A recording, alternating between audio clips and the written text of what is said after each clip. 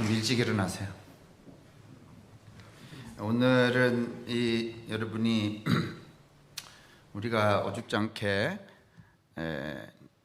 그 슈베르트의 이 백조의 노래를 두 번이나 듣게 되었습니다. 조용홍 원사님이 독창으로 하셨고, 그 다음에 좀 이따가 설교 중간에 보헤미 현악 사중주로 다시 이 리듬을 여러분들에게 들려드릴 텐데, 어차피 이 원고의 서두는 이게 아니지만은 슈베르트라는 이 젊은이는 누구를 아주 흠모했는가 하면은 베토벤을 흠모를 했습니다. 베토벤을 한번 만나보고 보는 게 소원이었습니다. 그러다가 1826년에 이 슈베르트의 나이 29살에 베토벤을 만나게 되었습니다. 너무 감격하고 희열에 차서 자기의 음악이 이렇게 퀀텀, 아주 한 단계 보는 것만으로도 매우 달라지는 것을 느껴서 1년이 지났는데, 그만 이 베토벤이 1827년 3월 26일에 슈베르트가 만난 지 1년 만에 죽었어요. 얼마나 이 슈베르트가 낙심을 했는지 베토벤이 죽은 이후에 시름시름 앓다가 슈베르트 나이 31살에 1828년 11월 16일인가 9일인가 그날 이 슈베르트가 죽습니다. 여러분, 이게 가능했을까요? 지금 이제 부른 노래는 세레나데 사랑의 노래인데, 이 슈베르트가 아주 젊은 나이에 31살에 죽은 다음에 이 인쇄업자가 슈베르트가 그동안 써놨던 이 곡들을 이렇게 모았어요. 그게 모두 14곡이에요. 타슈랄포라고 하는 시인의 시에 곡을 붙인 1번에서 7번, 그 다음에 하이든, 여러분이 아시는 하이든의 시에 붙인 8번에서 13번, 그 다음에 맨 마지막에 무슨 우편배달부의 노래인가 14곡, 그것은 자이레라고 하는 시인이 이제 시에다가 붙인 건데, 이게 이제 4곡이란 말이죠. 근데 이 인쇄업자가 이 슈베르트의 이 유고 곡이죠. 죽었어, 이미. 죽은 다음에 그걸 정리하다 보니까 써놓은 곡들이 나오는데, 그걸 딱 정리하고 이걸 14곡을 무슨 타이틀로 붙일까 그렇게 고민을 하다가 붙인 게 백조의 노래라는 거예요.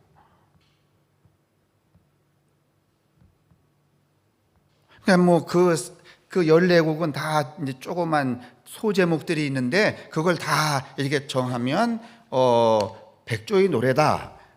이 백조의 노래 안에는 14개가 있고, 오늘 여러분과 제가 이제 들었고 또 듣게 될 이 세레나데는 테레자라고 하는 이 슈베르트가 여인을 사랑을 했는데, 이 집에서 매우 반대를 해요. 그리고 빵공장을 크게 하는 빵공장을 크게 하는 제과업자죠. 그런 사람한테 시집을 보내요. 이제 그 전에 이 테레자라고 하는 여인에게 늘 이렇게 저녁 무렵이면 이제 가서 불렀던 건 아니겠지만은 그걸 생각하고서는 썼던 곡이 이 4곡입니다. 그 이후에 수많은 예술가들이나 철학하는 사람들은 한 인생이 살았던 삶의 그 마지막, 다시 말하면 그 죽음의 그 황홀함과 경이스러움, 그 다음에 그 범상치 않은 그 죽음의 종말에 대하여서 표현을 할 때에 대부분 백조의 노래다, 이런 말을 하게 되었어요. 그러면 왜 백조의 노래라는 것을 이 슈베르트의 죽음 그 곡에다 붙였을까? 이 인쇄업자의 생각에는, 여러분, 이 슈베르트가 그렇게 베토벤을 그리워하다가 베토벤이 죽었다는 소식을 듣고서는 병이 들어서 1년 만에 죽었다고 하면 여러분하고 저는 그 죽음을 어떻게 생각할까요? 야, 그거 정말 죽음 멋지다. 그 슈베르트가 죽을 때 기쁘게 죽었겠다. 뭔가 설레며 기대하며 죽었겠다. 이렇게 생각할까요? 아니면은 생각하나요? 아니면 아우 슬프고 정말 불쌍하고 안타깝다 이렇게 생각하나요? 아니, 다시 말하면 슈베르트가 그 베토벤이 죽었다는 얘기를 듣고 1년 동안 알타가 죽었다면 그 죽음의 마지막 순간에 그 슈베르트의 그 감정이나 모습이 슬프고 처량하고 말이죠. 막 고통스럽고 말이지. 막 애걸스럽고 그랬을까? 아니면은 뭔가 환하게 광채가 나면서 뭔가 기대하면서 죽었을까? 후자라는 거예요. 왜냐하면 이 슈베르트는 자기가 죽으면 누구를 만나게 돼요? 우리가 생각하는 일상의 사고하고 완전히 좀 달라요.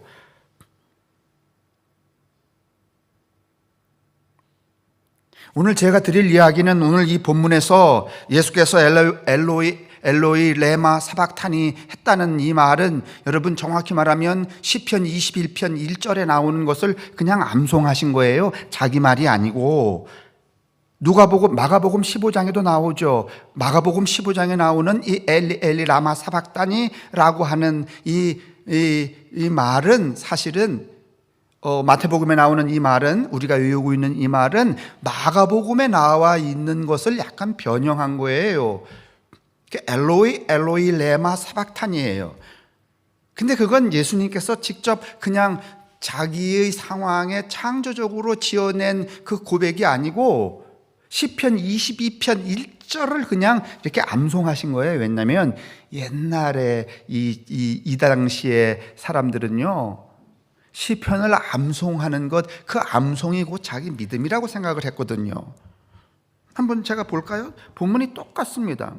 내 하나님이여 내 하나님이여 어찌 나를 버리셨나이까? 어찌 나를 멀리하여 돕지 아니하시오며 내 신음소리를 듣지 아니하시나이까? 이게 시편 22편 1절이에요. 그런데 여러분 우리가 이 시편을 1절에서부터 이 끝까지 이제 31절까지 쭉 읽어보면 이 이야기가 슬프고 절망스럽고 고통스러운 고백이 아니에요. 결론적으로 말하면 이 시편 22편의 고백자는 무슨 이야기를 하는가 하면 하나님이 나를 버린 것 같았는데 그게 아니었구나. 얼마나 내가 직면한 이 죽음의 이 상황이, 이 고통의 상황이 얼마나 찬란하고 아름다운 것인가 하는, 다시 말하면 영광송으로 바뀌어요. 부정이 아니라 긍정이란 말이죠. 그래서 예수님이 여러분 십자가에 달려 돌아가실 때 우리는 엘리 라마 사박다니, 그러니까 막 이 양반이 얼굴을 찡그리고 왜 이렇게 나를 버려갖고 이 모양을 만드나 이렇게 생각을 하는데 그 반대라는 거죠. 슈베르트가 여러분 1년 만에 죽을 때의 그 심정을 해석하는 것처럼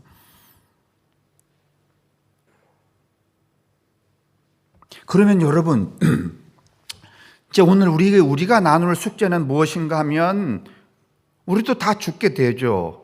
나이가 들을수록 아주 이 눈과 귀에 가까이 들어오는 게 그 사망, 부고란이에요. 저도 신문 보면은 뭐 아직 그 나이는 안 됐지만은 요즘에는 이상하게 제일 먼저 이렇게 부고란을 보게 돼요. 내가 아는 사람이 죽었나?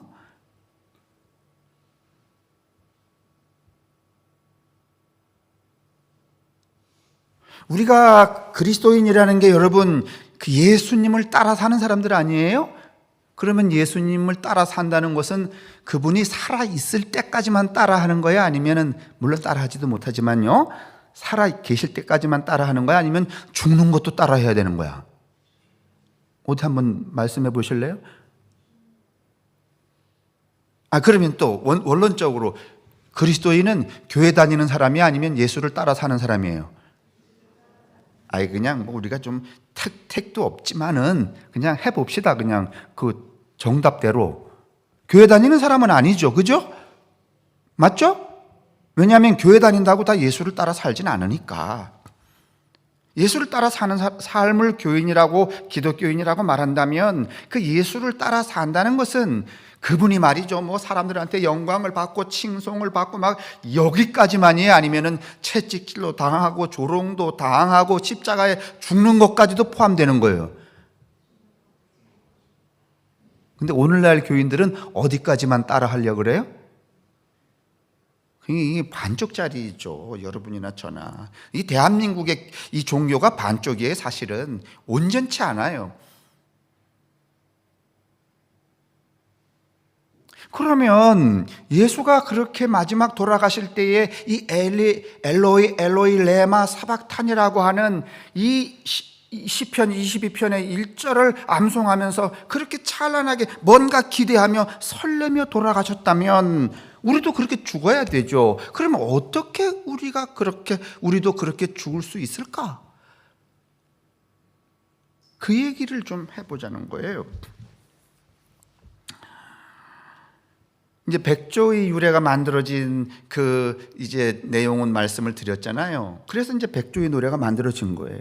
근데 왜 백조의 노래인가 하면은요, 백조는요, 일평생 아플 때도 안 울고, 고통스러울 때도 안 울고, 배신당했을 때도 안 울고, 한 번도 울지 않는데네. 한번 여러분도 찾아보세요. 진짜 그런가? 백조는요, 딱 한 번만 운대. 언제? 죽을 때. 그러니까 딱 한 번만 우는 게 아니라 딱 한 번만 노래하는 거예요. 저는요, 오늘 예수님이 하셨다는 이 마지막 절규가 그가 하셨던 딱 한 번의 노래라고 생각이 들어요. 백조의 노래라고 생각이 들어요. 그런데 슈베르트에게 있어서 백조의 노래는 슬픔과 절망과 그런 노래였어요? 아니면 기다림과 아주 희망에 찬 노래였어요? 희망에 찬 노래였죠. 왜냐하면 누구를 만나게 되니까? 베토벤을 만나게 되니까. 그러면 예수님이 십자가에 달려 죽으실 때 엘리 엘리 라마 엘로이 엘로이 레마 사박타니 했다는 말은, 여러분, 이게 절규와 분노와 고통과 배신감과 뭐 그런 노래가 아니라 기대와 기쁨과 환희에 찬 노래였다면 그분은 누구를 만날 그 설레임 때문에, 예수님이 돌아가시면 누굴 만나요? 만나고 싶었겠어? 안 만나고 싶었겠어요? 예수님이 맨날 살아계시는 동안에 나는 하늘에서 저 양반 통해서 보내짐을 받았다. 내가 하는 모든 일은 누구의 뜻이다? 저 양반의 뜻이다 이러셨잖아요. 그죠? 그죠? 그죠? 맞나요? 그러면 그렇게 인생을 사신 분인데 그 마지막 죽을 때 아유 나 싫어요. 저 양반 만나기 싫어요. 이랬을까? 아니면 만나고 싶었을까?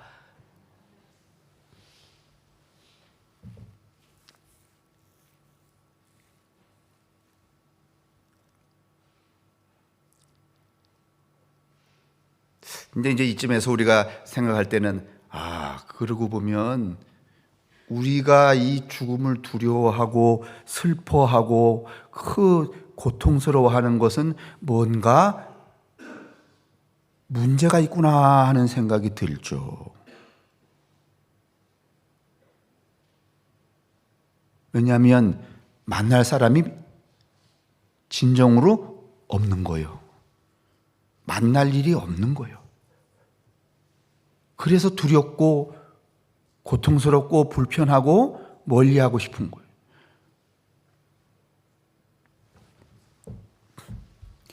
보엠 나와 주실래요? 너무 많이 기다리면 언제나 하고 기다릴 테니까 날래 들려주시라요.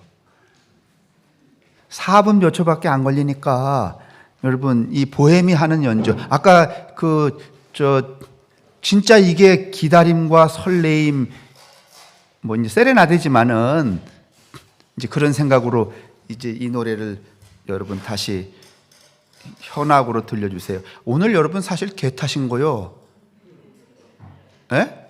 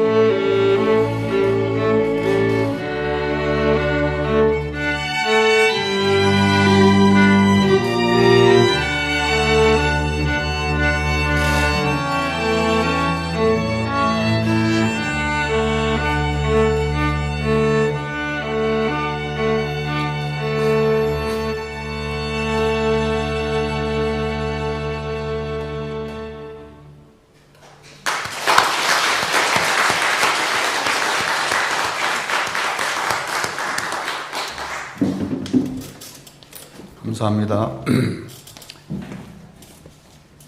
그러면 여러분, 백조가 일평생 한 번 노래하는데 죽을 때 노래하는 그 노래를, 그 외침을 기쁨이라고, 기뻐서 부르는 노래라고 말하는 근거는 무엇인가? 슈베르트가 31살에 죽은 다음에 그가 남겨놓은 곡들을 묶어서 백조의 노래라고 하는 하나의 제목으로 붙인 인쇄업자 하슬링거라고 하는 사람의 뜻은, 그 사람이 해석한 슈베르트도 마지막에 기뻐하며 노래하며 죽었을 거야, 그렇게 붙인 근거는 무엇인가? 오늘 허 목사가 마태복음 27장, 마가복음 15장, 그 다음에 시편 22편에 나와 있는 이 엘로이 레마 사박탄이라고 하는, 지금까지 우리는 슬픔과 절망과 절규와, 그래서 오늘 본문에도 보면 일반 대중들이 저 사람이 아파하는구나, 그래서 어떻게 했대요? 독주를 갖다 부었대잖아, 아프지 말라고.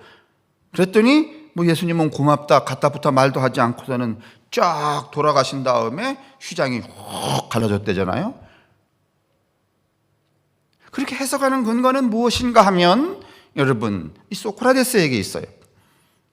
플라톤이라는 제자가 파이돈이라는 책에서 이 소크라테스 이야기를 해요. 소크라테스는 제가 금년 들어서 여러분 테스형에서부터 몇 번 소환을 했기 때문에 자꾸 소크라테스 이야기를 하게 되는데, 독배를 마시고 죽었잖아요.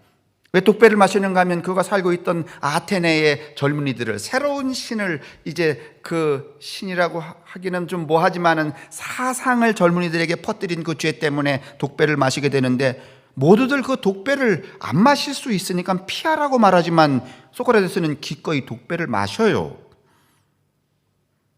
근데 그 소크라테스가 독배를 마시면서 이 빌어먹을 놈들, 죽일 놈들 말이지, 나한테 독배를 주다니, 그러면 죽었을까? 아니면 기뻐하며 죽었을까요? 지금까지 이제 이 이야기의 전개로 봐서는 그게 이제 여기 나오는데, 자, 보세요. 이제 이 소크라테스가 이렇게 말했다는 거예요. 자네들이 보기에는 내가 백조보다 못한 예언자 같겠군. 그게 이미 그때도 백조가 뭔가 하면은 한 번 노래를 부를 때, 죽을 때 부를 때 그 노래는 어떤 노래다? 슬픈 노래다, 기쁜 노래다. 이렇게 이게 통용이 되고 있었던 거예요. 백조는 죽음이 가까이 왔다고 느끼면 그 순간에 가장 크게, 가장 찬란하게 운다네. 우리는 죽음이 가까이 오면 가장 크게, 가장 찬란하게 울까요? 아니면 가장 기어들어가는 소리로 가장 비참하게? 나는 이거는 그리스도인으로 살았던 사람의 최후가 아니라고 봐요. 난 최소한 예수처럼 엘로이 레마 사박타니 이렇게는 해야 된다고 봐요. 아니, 보는 게 아니라 그래야 되겠구나 하고 제가 결심을 한다는 뜻이에요. 이 말은 이제 이 소크라테스가 계속 이렇게 말해요. 가장 크게, 가장 찬란하게 운다네.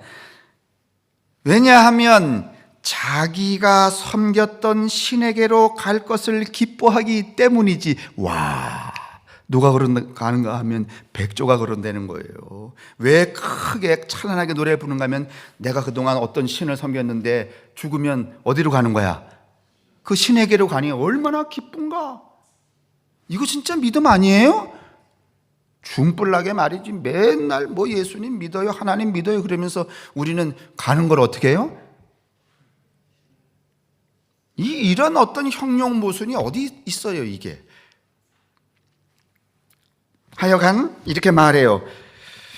백조가 죽음을 두려워한다고 말하는 것은 잘못이라네. 사람들은 백조가 죽기 직전에 우는 것을 보고 죽음을 구슬프게 노래한다고들 말하지만은, 사실 그들은 배가 고플 때나 추울 때, 심지어 다른 어떤 고통이 있을 때도 노래하지 않는다는 것을 생각하지 못하고 있네. 또 이제 제가 이러니까 또 여러분이 찾아보실지 몰라요. 진짜 백조는 한 번 노래하나? 나도 몰라, 그건. 중요한 사항은 아니에요. 지금 이제 제가 설교할 때 심지어 다른 어떤 고통이 있을 때도 노래하지 않는다는 것을 생각하지 못하고 있네. 백조는 죽을 때 슬퍼서 우는 게 아니라 저 세상에 있을 좋을 것을 미리 알기 때문에 노래하면서, 이거 무슨 성경책 같지 않아요?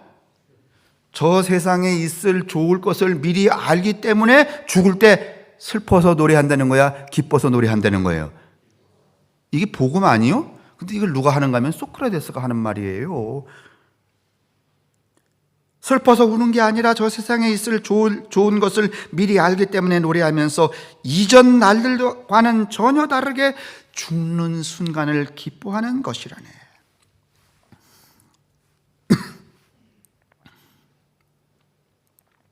여러분 이 대목 여러분 들으시면서 야, 이거 난 어떻게 해야 되지? 여기까지가 믿음인가 보다. 죄송합니다.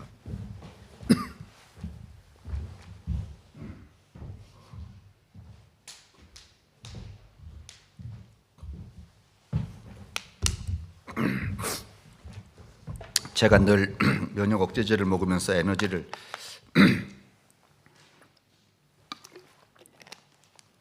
13살, 15살에 맞추고 살아가니까 어느 순간에 이렇게 힘이 떨어지면 벌써 목소리가 이렇게 빡 갈라지고 그래서 그래요. 죄송합니다. 오늘 이 소크라테스가 왜 이 말을 하는가 하면은 독배를 마시고 죽게 될 이 자신을 이 백조와 동일시하기 때문에 그래요. 세상 사람들과 제자들과 주변 사람은 이 소크라테스가 죽는 모습을 어떻게 보는가 하면 슬프게 봐요.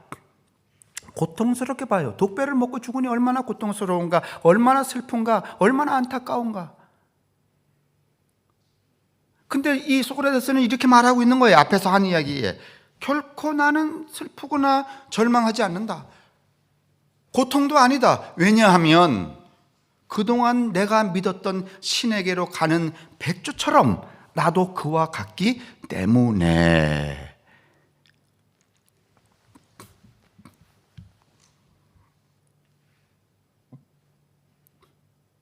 그러면 백조가 여러분 마지막에 자기가 믿었던 신에게로 절로 가면은 더 좋은 것이 있는 것을 알고 믿었기 때문에 저 세상 가는 것이 죽음이라는 것을 알고 노래했다면 이렇게 부르지 않았겠어요? 엘로이 엘로이 레마 사박타니.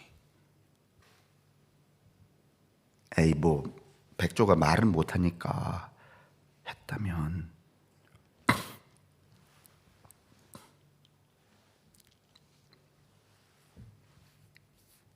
자, 지금 말씀을 드렸어요. 슈베르트 누구처럼 노래했는가 하면 죽음을 맞닥뜨려 놓고 백조처럼 노래했어요. 소크라테스, 세상 사람들은 소크라테스를 보고 죽음을 보고선 슬프다, 고통스럽다, 무슨 이건 배신이다 이랬지만은 너 잘못 알고 있다며. 내 죽음은 백조의 죽음과 같다 이렇게 말하고 있어요. 그러면 슈베르트, 백조, 소크라테스, 그 다음에 예수의 죽음, 엘로이 엘로이 레마 사박타니. 아니 백조도 자기가 믿었던 신을 만나게 되는 일 때문에 그 죽는 순간에 기쁘고 찬란한 노래를 불렀다는데, 예수님이 하나님의 아들이 되어서 이 땅에 사람으로 보냈다가 그분의 뜻을 따라 그 짧은 30년을 살고 이제 세상 사람들이 보기에는 고통이고 비애고 슬픔이고 배신과 같은 그런 죽음을 당하지만은, 그래서 세상 사람들이 그에게 무슨 독주를 갖다 부어서 고통을 잊게 해주려고 하지만은 그건 세상 사람들의 관점에서 필요한 것이죠. 슈베르트도 그랬고 백조도 그랬고 소크라테스도 그랬는데 예수가 여기 엘로이 엘로이 레마 사박타니 하며 돌아가실 때 이분이 말이죠, 백조보다도 못하게 내가 저기 가면은 내가 믿었던 나를 보내신 그 양반을 만나는데 얼마나 기쁜가, 그게 싫어서 슬퍼했다고 여러분 상상하기 어렵습니다.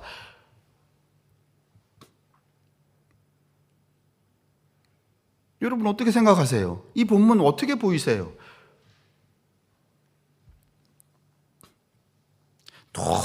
너무 그냥 우리 수준에서 이 성경을 보신 거 아니에요?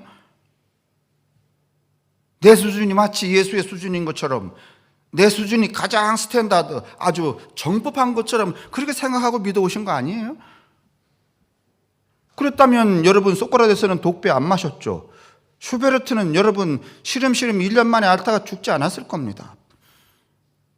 예수도 얼마든지 십자가에서 내려와라 내려와라 그랬으니까 내려오실 수 있었을까요? 없었을까요? 있었죠. 그런데 그렇게 하지 않은 이유는 뭔가 하면은 그 죽음 너머에 있는 더 좋은 것을 믿고 알기 때문에, 그리고 자기가 이 생에서 믿었던 신을 어떻게 하기 때문에?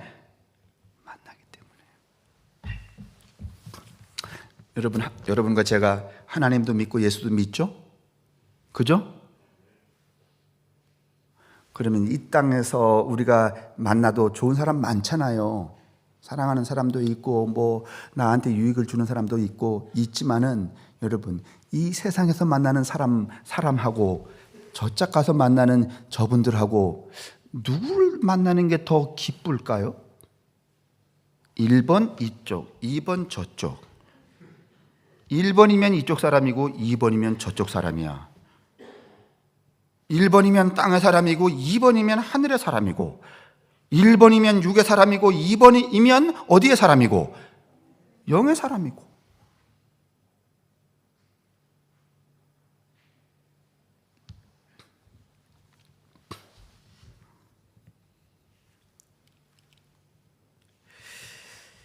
이 소크라테스의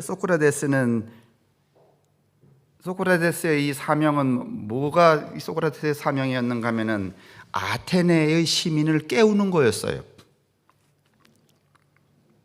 그래서 소크라테스가 자신을 뭐라고 말했는가 하면 나는 아테네의 쇠팔이다 이랬어요. 젊은 분들은 쇠팔이 모르시지만은 저 시골에서 자란 분들은 쇠팔이 아세요. 그거요, 소의 두꺼운 가죽에 어떻게 하고 침을 받고서는요 피를 빨아먹는데, 사람도 빨긴 빨아요. 빨리면 진짜 아파요. 쏘는 거예요 이렇게. 제가 예전에 말이죠, 이 소크라테스의 이야기를 듣고서는 제가 이제 호를 막 계속 바꾸잖아요. 요즘에는 호를 효천이라고 써요. 하도 새벽에 일찍 일어나서. 그런데 한동안은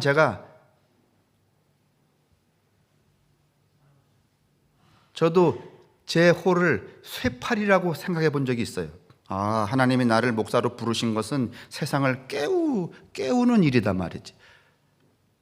그래서 이제 신학교 막 초입에는 세계를 깨우다가 아닌 것 같아. 이거는 세계는 못 깨울 것 같아. 그래도 한 2학년 된 다음에는 한국이나 깨울까? 그래서 막 깨우려고 그러다가 졸업하고 나니까 한국도 어려울 것 같아. 왜냐면 사람들 모아들이는 능력 있는 사람들이 너무 많아. 그래서 이제 얼마쯤 지난다면 춘천이나 깨울까? 그래서 제가 또 춘천 깨우느라고 말이죠. 아, 그것도 아닌 것 같아. 그래서 그러면 여기 동래면이라도 깨울까? 그 동래면, 그것도 아닌 것 같아. 학공이라도 깨울까? 그것도 아닌 것 같아. 그 이제 한 60 가까이 이르러서는 그러면 우리 예배당에 오는 교인들한테라도 내가 쇠팔이 노릇을 할까? 그런데도 아무리 쏴도 안 찔리는 것 같아. 그렇구나. 그냥 나를 찌르는 게 가장 쉽겠다. 그래서 쇠팔이라는 호를 제가 안 써요. 발음 정확히 하셔야 돼요. 쇠팔이가 아니야. 쇠팔이지. 아니 진짜 저는요, 제가 어웨이킹, 깨우는 사람인 줄 알았어요.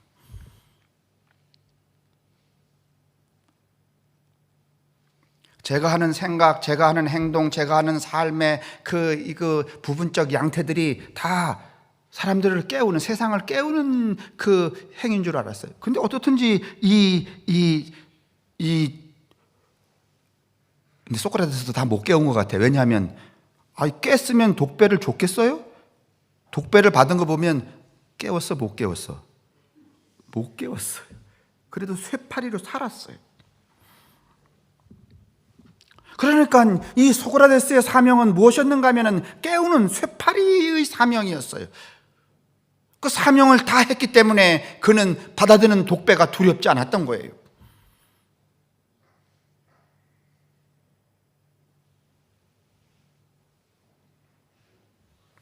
여러분도 가만히 보면은 예수님도 이 세상에 오셔서 사명을 다 하셨어요. 그도 따지고 보면은 그러니까 이런 거예요.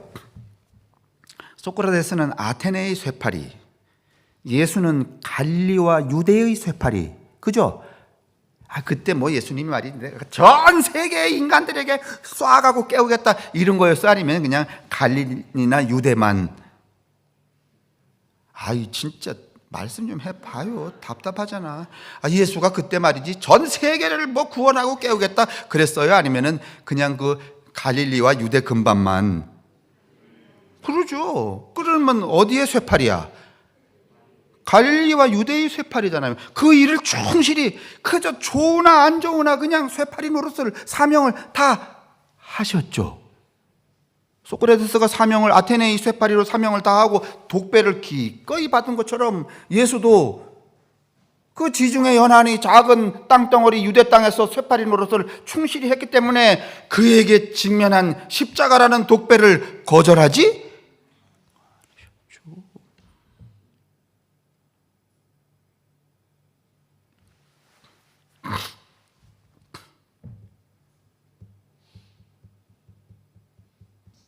제가 이제 이 대목을 보니까 이 대목을 제가 쓰고 또 그러면서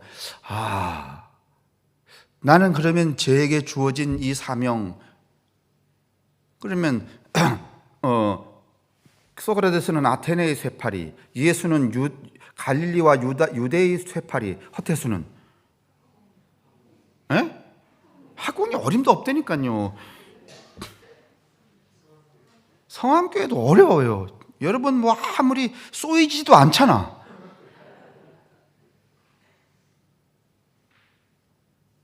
그것도 하여간 저도 쇠팔이야. 왜냐하면 저도 끊임없이 제 사명이 이렇게 쏘고 깨우는 사람이라고 생각했지, 무슨 뭐 사람들을 모아들여서 영광을 얻고 말이지 뭐 자랑을 삼고 호의호식을 하고, 나는 그걸 사명으로 생각해 본 적이 없어요.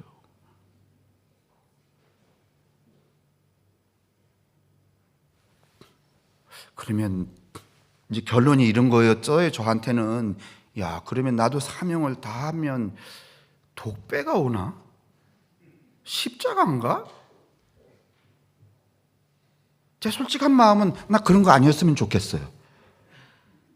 그러나 오기는 올 거예요. 그러면 그때에 소크라테스처럼, 예수님처럼, 엘로이 엘로이 레마 사박타니, 백조처럼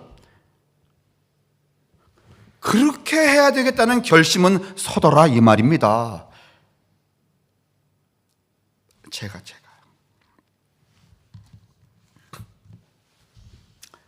그러면은요, 이 우리가 마지막 순간에 부를 이 엘로이 엘로이 레마 사박탄이라는 말은 좀 적극적으로 우리 삶에 어떤 것을 의미하는가, 어떻게 살아야 한다는 것인가, 어떻게 살면은 엘로이 엘로이 레마 사명을 다하는 삶인가. 여러분, 백조가 하는 사명이라는 게 뭐예요? 백조가 무슨 뭐 까마귀처럼 말이지, 까치처럼 말이, 비둘기처럼 뭐 꿩처럼 그래요? 아니면 백조는 개뿔도 하는 일도 없어?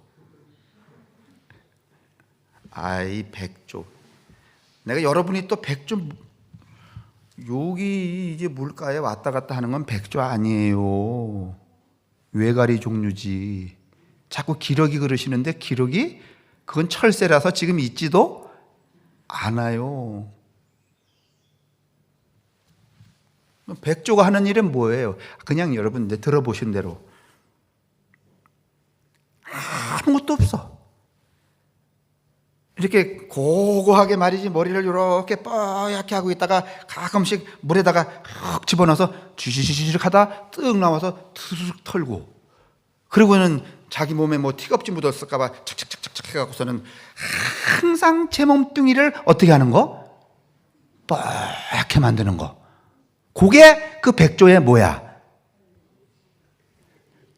사명이야. 아닌가요? 우리가 그 백조를 보고 왜 넌 일 안 해? 뭐 왜 그래? 뭐 이러지 않잖아요. 그 백조의 사명이니까. 그러면 오늘 우리에게 주어진 이제 저는 사명이 뭐라고요? 제 사명은 뭐라고요? 쇠파리. 쉬파리 아니에요? 쇠파리란 말이죠. 그럼 여러분의 사명은 쇠파리 아니죠. 인분도 있고 아닌 분도 있고 다 달라요, 여러분. 참새, 뭐 까치, 여러분 뭐 이 백조 이렇게 다른 것처럼 홍학 이렇게 다른 것처럼. 그럼 여러분의 사명은 뭐냐?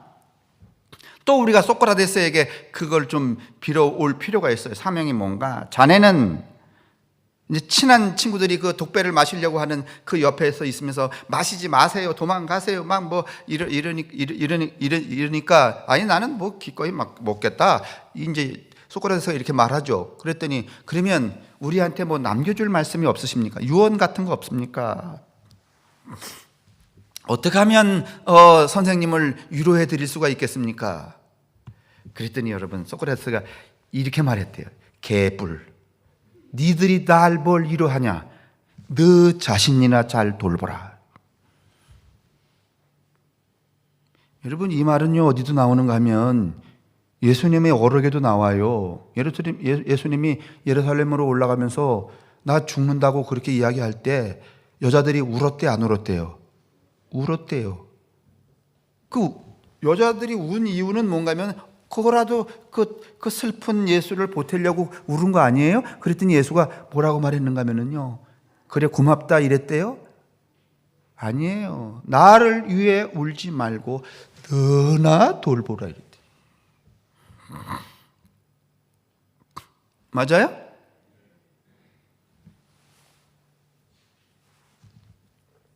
소크라테스도 이렇게 말했대요.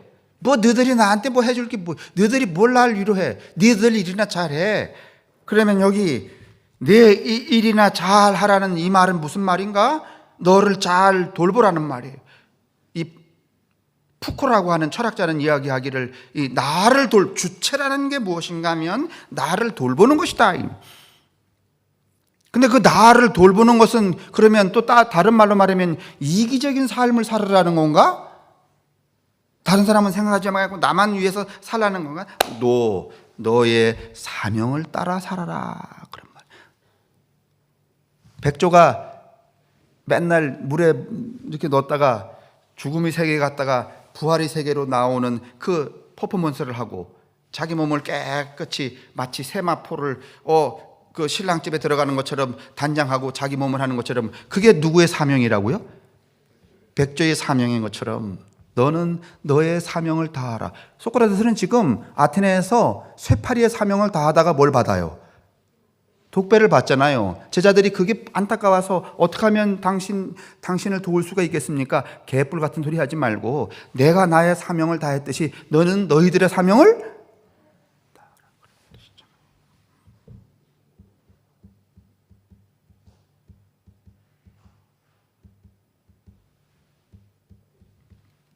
제가요, 뭐 이것과 연관된 건 아니지만은 이게 자꾸 책을 읽으면은 이게 자꾸 연관이 돼요. 그러니까 나를 돌보라는 일은 돌보는 일은 너나 돌봐라. 주체적으로 산다. 그런 말은 뭔가 하면 주체라는 말은 사명을 다한다는 뜻이에요. 그게 주체적이야. 이제 여러 사람이 이렇게 모여 있는데 다른 사람들은 다 이 이야기 하는데 난 아니야. 이렇게 말해놓고서는 봐 내가 얼마나 주체적인가. 그건 주체가 아니에요. 주체란 무슨 말인가 하면 푸코가 말했던 것처럼 사명을 다하는 생을 말하는 거예요.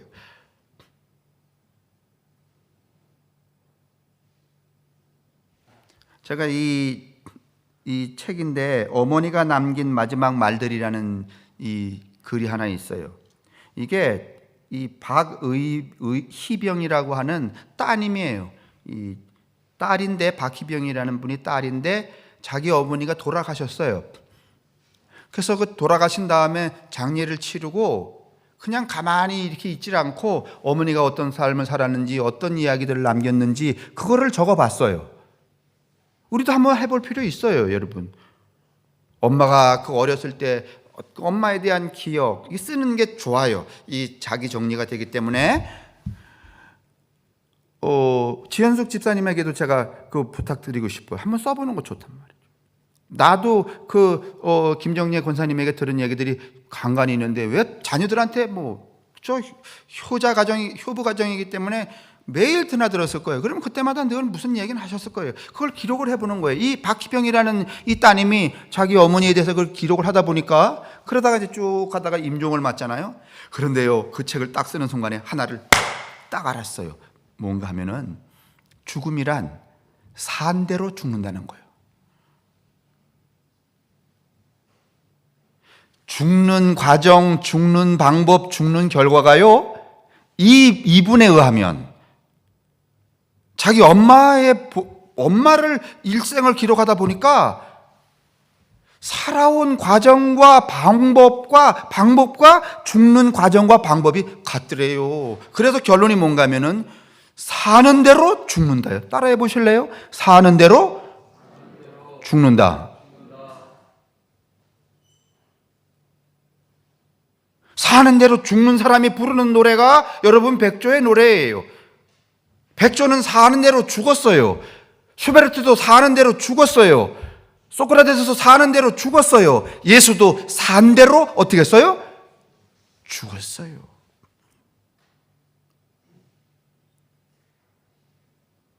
그리고 여러분이나 제가 목사로 쭉 살았는데 말이죠. 잘났거나 못났거나 말이죠. 반푼짜리 목사지만은, 택도 없는 목사지만은,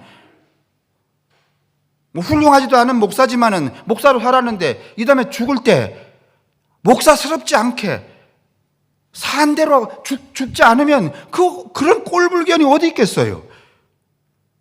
여러분이 장로로 살았는데, 권사로 살았는데, 40년 50년 교인으로 살았는데, 기독교인으로 살았는데, 하나님을 믿으며 살았는데 그 믿음과 반대된 죽음을 죽으면 그것처럼 처량하고 불쌍한 게 어디 있겠어요?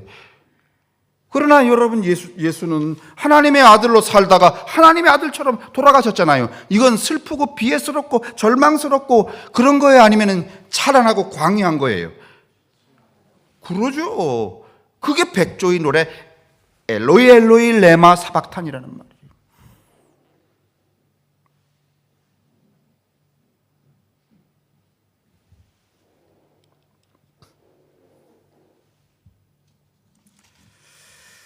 생각해 보자고요. 우리도 이 백조처럼 백조와 같은 삶을 살아가는 게 사실은 좀 약간 색깔은 다르지만은 그리스도인의 삶이라 이렇게 보여져요.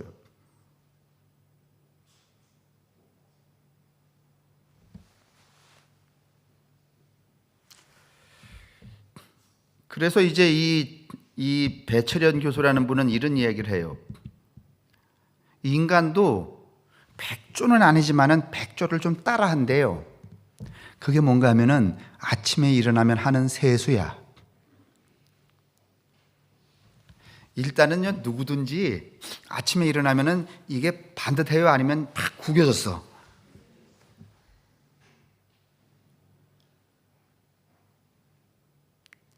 그 아침 세수 이야기 하니까 요즘에는 세수는 하지만은 저희 어릴 때의 이 세수는 반듯하게 하는 게 아니라 눈곱 떼는 게 세수였어요. 그때는 왜 눈곱이 말이죠, 돌덩이처럼 여기 붙어 있나요? 제 스스로는 눈이 떠지지도 않아. 그래서 할머니가 와서 침을 발라야 돼, 여기다가. 그래서 한 5분 지난 다음에 이걸 불궈서, 우시는 분들은 다 아시죠? 그죠? 아닌가? 그게 이제 여러 가지 이유가 있었겠죠. 영양실조, 영양 부족도 있었고, 왜 그렇게 여기 떡석지 붙었는지 이랬잖아요. 그때는 눈곱 띄는 게 세수였지. 그래서 할머니가 그러잖아요. 야, 눈곱 띄어라. 근데 요즘에는 눈곱 띄어라는 안 하잖아. 뭐 해라? 세수해라. 근데 이 배철현이가 하는 이야기를 보면은 그 세수의 습관이 백조를 닮았다는 거예요. 매일 아침 얼굴을 물에 담그고 머리를 물속에 담그면서 백조를 모방하고 있다는 거죠. 새롭게 다시 태어나는 종교적 제의를 부스 안에서, 이런 통 안에서 하고 있다는 거예요. 백조는 연못에서 하지만은, 그거를 여러분 오늘 아침에도 세수하셨죠?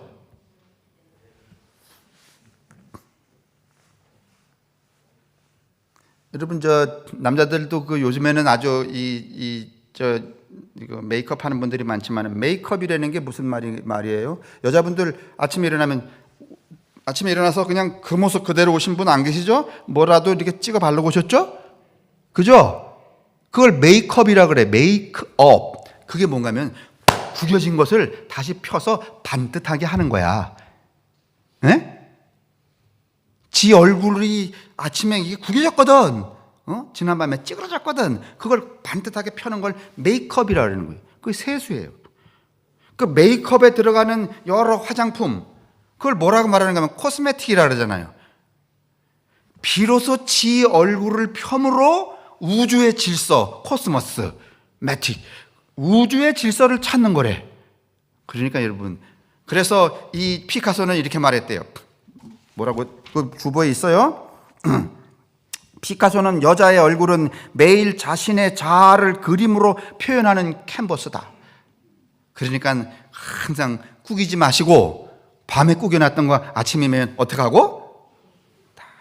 그거 왜 우리가 매일 반복하는가 하면은요, 왜 그렇게 매일 반복하는가 하면 백조를 닮아서 그렇다는 거예요.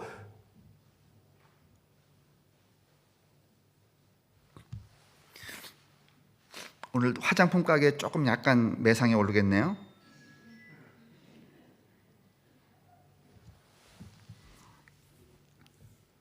그러니까 세수는 단순하게 얼굴과 손을 닦는 행위가 아니라 하루를 새롭게 살겠다는. 제가 언제부터 한 50 그 후반부터 제가 제 신발 중에, 여러분 보셔서 아시는지, 대부분은 걸어 다니니까 운동화 신지만은 제 구두를 끈매는 구두를 신잖아요. 예? 끈매는 구두. 정장을 하면 본래 끈매는 구두를 리갈이라고 하는, 리갈 그러니까 건강재화의 상표인 줄 알지만은 그게 여러분 정통이라는 뜻입니다. 반듯하다는 뜻이에요. 그 신사는 언제든지 구두를 신는데 무슨 구두? 끈매는 구두. 나는 그런 뜻이 아니라, 내가 끈매는 구두를 이렇게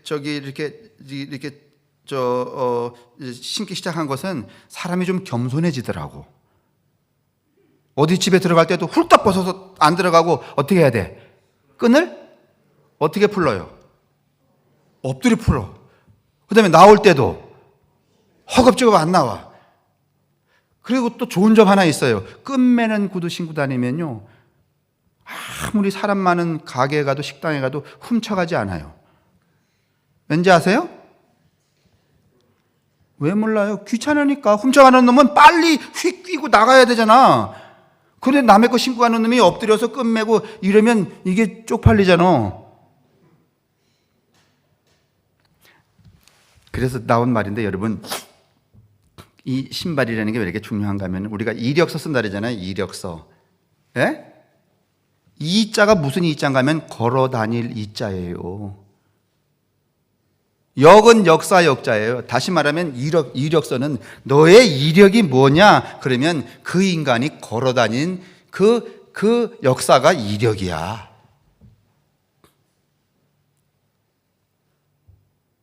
이게 새길로 갔네요. 백조가 일생 긴 목을 물에 담갔다가 수면 위로 올라와서 자기의 깃털을 뽀얗게 매만지는 것은 자기를 돌보는 일에, 앞에 여러분 이 따님이 말했다는, 여러분 이것도 좀 기억을 하세요. 사는 대로 죽는다는 거. 그 잘 살아야 돼요. 그 잘 산다는 게 뭔가 하면은 자기를 위해 살아야 돼요. 자기를 위해 산다는 것은 뭔가 하면 사명을 따라 살아야 돼요.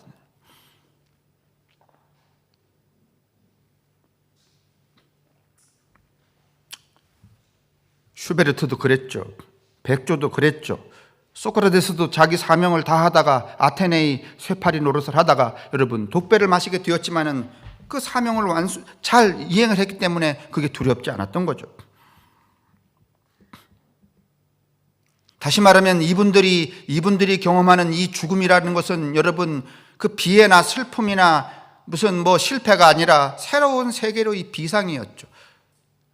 맨날 준비하는 거예요. 백조가 새로운 세계로 가기 위하여서. 그래서 막 물에도 씻고 세수도 하고 코스메틱도 하고 메이크업도 하고 이것도 여러분 요한계시록 보면은 이 다음에 그 이렇게 재림하시는 그 양반 만나는데 입던 옷 입은 사람들이 갈 수 있다는 거예요? 아니면 세단장을 한 사람들이?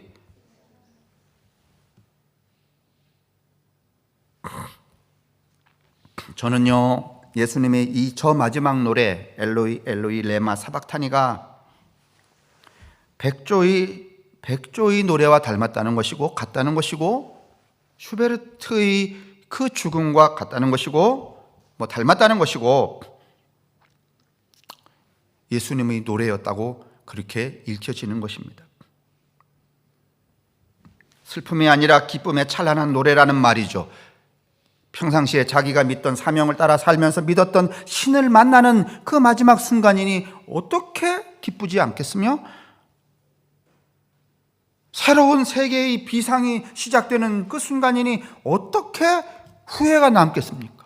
그러니 딱 한 번 찬란한 노래를 하는 것이죠. 저는 그러고 싶어요. 오늘 여기 예수님이 죽으시면서 엘로이 엘로이 라마 사박다니 그러니까 아이고 불쌍해라. 나는 이렇게 보는 시선을 이제는 전혀 이 본문 속에서 갖게 되지 않을 것 같아요. 여러분도 좀 이 시선을 해석의 시선을 좀 바꿔줬으면 좋겠어요. 이건 슬픈 비애와 절망의 무슨 실패의 노래가 아니라 어떤 노래다? 승리와 기쁨과 희망의 노래다. 나는 이게 기독교의 본질이라고 생각이 들어요. 이걸 여러분 슬픔으로 하면은 우리도 죽을 때 어떻게 죽어야 돼? 슬프게 죽어야 되잖아. 뭐가 그렇게 슬퍼요? 죽으시는 게. 같이 지내던 철수 영이 못 만나는 게?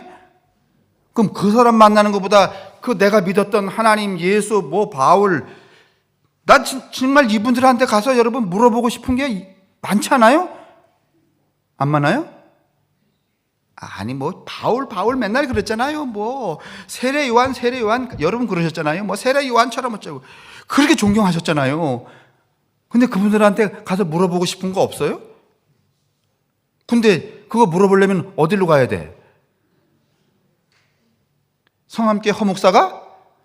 개불이에요 이거. 여러분은 자꾸 생각하기를 무슨 훌륭한 목사한테 가면 내가 궁금한 물음을 말이죠. 그 바울에 대한 물음을 들을 수 있을 거라고 생각하는데 그냥 언지를 받는 것이지 답을 듣는 게 아니잖아요.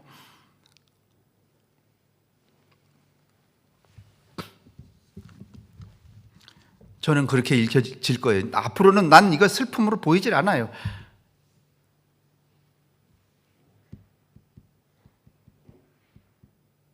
예수님이 살았던 30년의 생은 백조가 늘 호수에서 자기 몸을 돌보며 비상을 꿈꾸던 그런 삶이라고 이렇게 말할 수 있어요. 여러분은 잘 모르시지만 아시는 분도 있는데 지난주 금요일에 서울에서 이 시대의 어른이라고 했던 최연국이라는 분이 돌아가셨어요. 신문에도 이렇게 나왔는데 인사동에 아주 중요한 분이에요. 저 삼척 이 근방에 흥국광업이라고 하는 광업소를 차렸는데 이분이 그때 사장할 때만 해도 여러분 대한민국의 소득세 세금을 내는 두 번째 갑부였어요. 근데 그게 박정희 정권 만들어지면서 이분이 그 생각을 전환해서 그 모든 사업체를 광업체를 다 사원들에게 분할해서 나눠줬어요.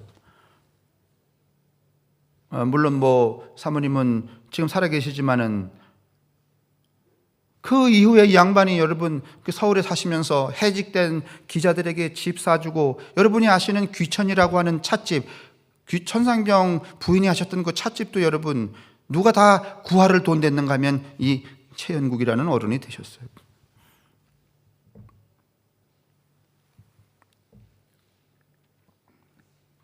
그 돌아가셨다는 소식을 이제 들었어요. 하루는 저도 뭐 아주 잘, 제가 인문학교 할 때도 모셔오고 이랬던 분이기 때문에 인사동에서도 그분 댁에 가서 자기도 하고 큰 어른이셨죠. 그런데 여러분도 그러시지만은 저도 이제 나이를 조금씩 먹어가니까 이별 이야기가 계속 들려와요. 그때마다 저는요, 어떤 생각을 하게 되는가 하면은 나도 그 죽음의 순간을 어떻게 맞을지, 마지막 호흡이 목을 넘어서 나의 폐부에 간신히 쓰러질 때를 생각하게 돼요. 나는 어떤 노래를 불러야 되나? 내가 부를 노래는 뭘까? 어떤 장로님은 그랬대잖아요. 예수 기껏 믿다가 돌아가실 때 예수 없다 이렇게. 또 어떤 훌륭한 그 우리 선배 목사님들 중에 아주 대한민국의 성인이라고 불릴 만한 목사님은 또 돌아가시기 전에 이걸 어떻게 생각할지 모르지만은 치매가 되셔갖고 오동초야 다리 발가만 부르다 돌아가셨대잖아요. 난 어떻게 해야 되나? 어떻게 될지는 모르지만은 일단 제 그 마음속의 믿음의 결심은 이런 거예요. 내게 주어진 사명, 그게 아테네의 쇠팔이든지 학궁리의 쇠팔이든지 갈릴리의 쇠팔이든지 내게 주어진 이 사명을 다 하면서 예수처럼 손해보는 삶을 기쁨으로 살았더라고. 그렇게 흐뭇해하며, 그래 내가 그 다 공술의 공수고처럼 여기까지 왔지만은 그래 내가 흡족하게 내 사명을 다 하면서 여기까지 왔구나 이렇게 고백하면서. 그래도 예수님은 돌아가시기 직전에 가상칠언이라고 7마디는 남기셨잖아요. 근데 우리는 언감생심, 가상칠언 어림도 없는 일이에요.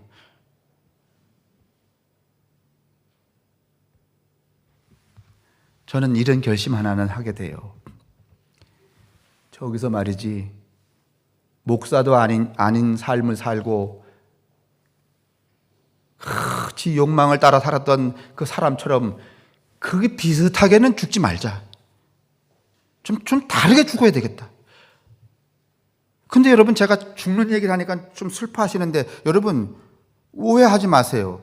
아까도 이 누군가 하면은 이 박희병이라고 하는 이 여자분이 쓰신 책에도 나오는 것처럼 죽음을 보니까 산대로 죽는다는 거야. 그러니까 지금 제 얘기는 어떻게? 죽을 것인가의 결심이지만은 또 반대로 말하면 어떻게? 살 것인가의 이야기이기도 하단 말이죠. 어떻게 살 것인가? 백조처럼 살아야 되겠다. 어떻게 살까? 예수처럼 진짜 살아야 되겠다. 어떻게 살까? 슈베르트처럼 살아야 되겠다. 어떻게 살까? 소크라테스처럼 살아야 되겠다.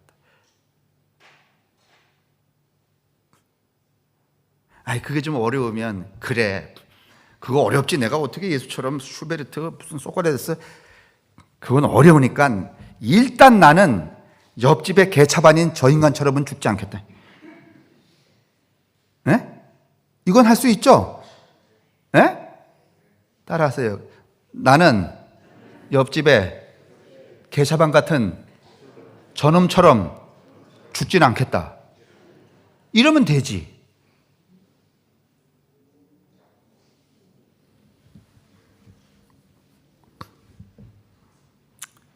백조는 호수에서, 예수는 십자가에서 사명을 다해 살다가 자신이 믿던 신의 세계로 돌아갈 설렘에 단 한 번 노래를 불렀다는데, 과연 이 학궁리 아니, 성암교회 아니, 내 자신을 이렇게 쏘며 살았던 이 허태수라는 쇠파리는 장차 어떤 노래를 부르게 될까요?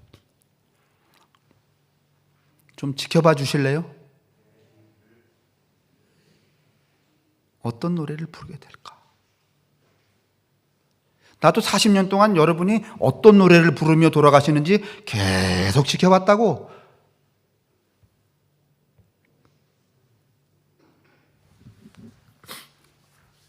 제가 엊그저께 우리 금토에 아주 큰 어른이신 그 어른하고 식사하는데 잠깐 이 말씀을 드렸나 안 드렸나 그랬더니 그 어른이 당신 돌아가시면 장례를 허 목사님이 치러주면 좋겠다 그렇게 말씀하셨는데 옆에 계시던 유현옥 장로님이 교회 한 번도 안 나오고 어떻게 목사한테 장례를 부탁을 하냐고 그래갖고 오늘 꼭 오시기로 했는데 안 오셨네요.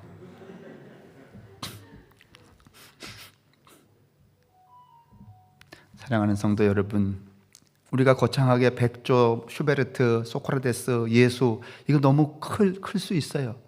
그러나 이건 할 수 있잖아요. 나 죽을 때 옆집에 개차반 같은 저 인간처럼 똑같이는 죽지 않겠단 말이지. 그러려면 어떻게 해야 되는가 하면 지금 잘 살아야 돼요. 왜냐하면 사는 대로 죽게 되니까. 여러분과 제가 모두 다 우리 인생의 마지막에 백조의 노래 오늘 불러주고 들려준 이 노래들을 부를 수 있게 되기를 주님의 이름으로 축원합니다. 기도하겠습니다. 하나님, 4월에는 우리 모두 죽게 하옵소서. 그 잘난 애고도 죽게 하시고 꺾이지 않는 욕망의 콧대도 죽게 하시고 형제와 이웃의 잘못을 용서하지 못하는 그 완고함도 죽게 하시며 아직도 자기밖에 모르는 무지와 교만도 죽여 주옵소서. 하나님, 4월에는 모두 다시 살게 하옵소서. 두꺼운 대지를 뚫고 솟아나는 저 생명들처럼 습관과 견고해진 인섭의 무덤들을 뚫게 하시고 무지와 교만의 인봉도 제치게 하시고 욕망의 돌무덤도 해치고 나오게 하시옵소서. 그래서 우리의 삶이 죽음과 생명, 십자가와 부활이 교차되고 생명과 삶의 동력들이 우주 안에 가득하듯이 우리 안에 가득해지는 그런 싱그러운 영혼들, 삶들, 몸들, 생활들이 되게 하여 주옵소서. 여기 모인 당신의 모든 자녀들에게 이 공동체 이외에 저들이 가정 속에 그리하게 하여 주옵소서. 성부와 성자와 성령의 복 내리심이 우리에게와 우리의 가족들, 우리의 이웃들에게 언제나 함께 하시기를 간절히 축원합니다. 아멘.